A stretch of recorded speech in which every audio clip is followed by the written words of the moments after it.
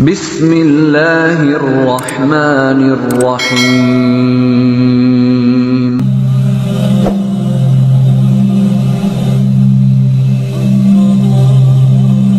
A'udzubillahi minasyaitonirrajim. Bismillahirrahmanirrahim.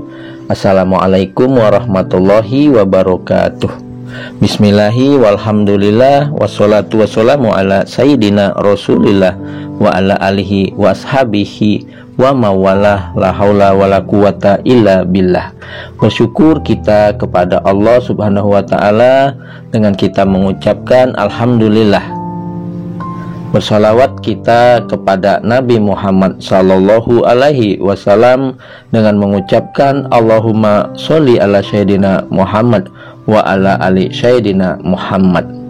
Berjumpa lagi dengan channel Cahaya Al-Qud ini. Harapan dan doa saya semoga pada hari ini dan hari-hari seterusnya Anda semua selalu dalam keadaan sehat walafiat, selalu dalam keberkahan, selalu dalam limpahan rezeki yang berkepanjangan, selalu dalam lindungan Allah, selalu dalam kemuliaan dan kejayaan baik di dunia dan kelak di akhirat. Dan juga yang mungkin pada saat ini ada di antara saudara-saudariku yang sedang menghadapi suatu masalah, saya doakan insya Allah semua masalah-masalah yang Anda hadapi akan segera diangkat oleh Allah subhanahu wa ta'ala, diselesaikan oleh Allah subhanahu wa ta'ala, dan diberikan jalan keluar yang terbaik dari Allah subhanahu wa ta'ala. Saudara-saudariku yang dimuliakan, yang dirahmati, yang diberkahi, dan pastinya dicintai oleh Allah subhanahu wa ta'ala, pada perjumpaan kita kali ini kita akan membahas mengenai jika ada perubahan dalam hidupmu maka tahajudmu itu berhasil. Nah, saudara-saudari yang dimuliakan Allah, misalnya dulu malas beribadah, sekarang menjadi rajin beribadah. Dulu sholat wajib 5 waktunya sendirian di rumah, sekarang sudah berjamaah di masjid untuk kaum laki-laki. Dulu jarang bangun malam untuk tahajud, sekarang sudah rajin tahajud tiap malam. Dan masih banyak lagi perubahan yang positif yang terjadi pada diri Anda. Saya akan menceritakan sedikit tentang pengalaman spiritual saya terhadap sholat tahajud dan betapa menakjubkan jalur langit. Semoga pengalaman saya dapat menginspirasi banyak pihak dan anak muda lainnya dalam menjalankan kehidupan sehari-hari. Dulu saya hanya melihat dan membaca tentang keajaiban tahajud, tetapi setelah saya melakukan dan merasakannya keajaiban itu sendiri, saya merasa sangat beruntung. Dan saya menyadari bahwa betapa baiknya Allah kepada saya. Dulu saya selalu berdoa bahwa saya sangat ingin kuliah, dan begitu banyak perjalanan saya untuk bisa sampai di titik ini. Saya sangat percaya bahwa Allah mengabulkan setiap doa hambanya sesuai dengan waktu yang tepat. Saya sempat putus asa dan mempertanyakan kenapa Tuhan tidak mengabulkan doa saya. Apakah Tuhan tidak mendengar doa saya? Apakah Tuhan tidak melihat saya? Pertanyaan itu kerap muncul di benak saya.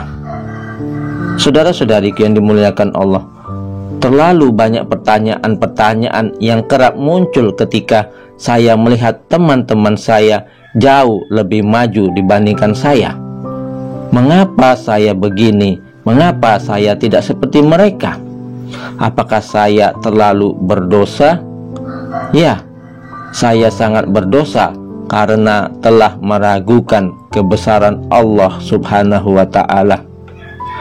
Mengingat semua hal baik yang telah Allah berikan kepada saya, mengingat semua nikmat yang telah Allah berikan kepada saya, dengan mudahnya saya meragukan kebesaran dan rasa cinta Allah terhadap hambanya.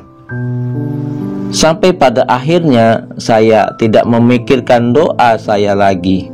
Saya menyerahkan semua kepadanya. atas hidup yang saya jalani. Benar saja saudara-saudari, ketika saya ikhlas dengan semua yang saya jalani, Allah memberikan jalan yang begitu sangat indah kepada saya untuk saya bisa sampai di titik ini. Ketika saya dapat melewati semua cobaannya, di situ saya menyadari kalau Allah itu sangat baik. Mungkin jika Allah mengabulkan doa saya pada saat itu, maka semua perjalanan yang saya alami sampai saat ini tidak akan pernah menjadi pembelajaran yang sangat luar biasa bagi hidup saya. Semua cobaannya mengajarkan dan menyadarkan saya untuk bisa menjadi manusia yang lebih baik lagi. Saya dipertemukan dengan orang-orang yang bahkan saya belum pernah mengenalnya sama sekali. Saya dipertemukan dengan banyak manusia-manusia yang sangat baik. Tidak sedikit juga saya bertemu dengan manusia-manusia yang tidak memperlakukan saya dengan baik. Nah, saudara-saudariku yang dimuliakan Allah, tetapi itu semua saya sadari bahwa mereka dipertemukan dengan saya untuk mengajarkan banyak hal secara tidak langsung. Orang baik mengajarkan saya untuk selalu mengingat dan memperlakukan orang lain dengan baik. Orang yang tidak baik mengajarkan saya untuk selalu bersabar dan memahami mereka dari segi yang berbeda.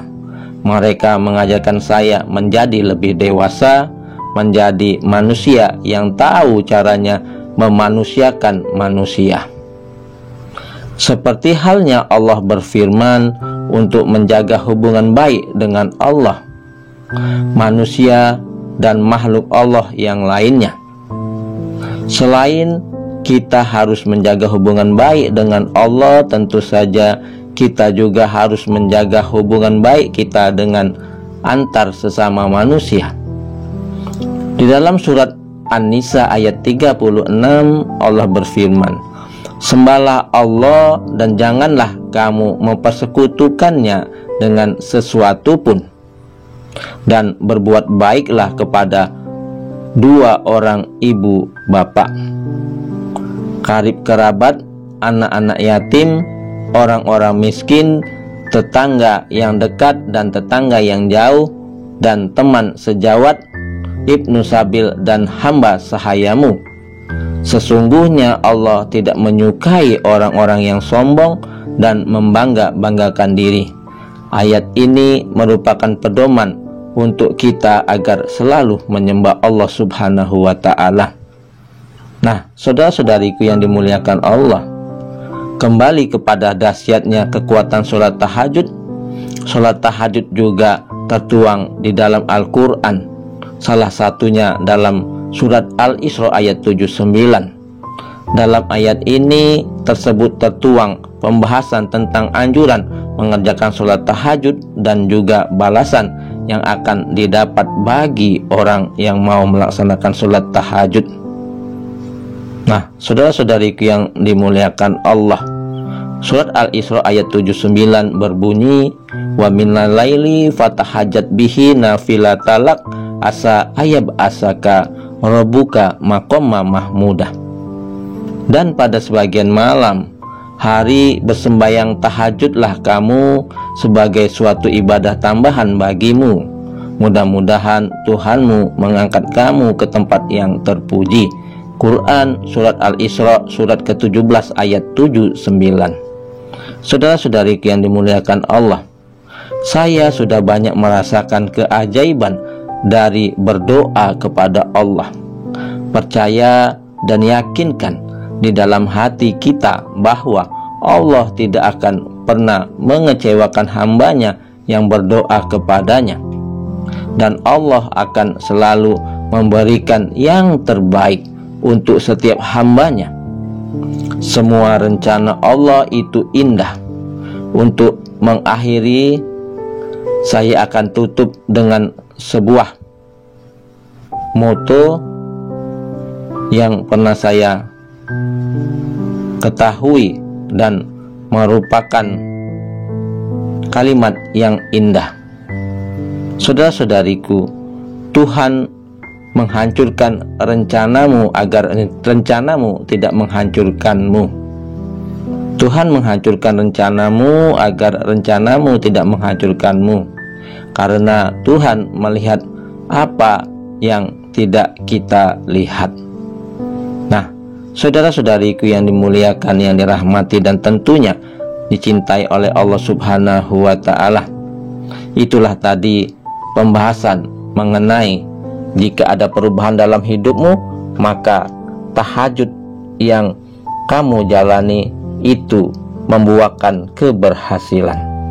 Mudah-mudahan dari sepenggal kisah yang saya berikan ini dapat menjadi manfaat untuk halayak ramai. Adapun yang benarnya datangnya dari Allah, yang salah adalah kesilafan dari diri saya pribadi. Kepada Allah saya mohon ampun.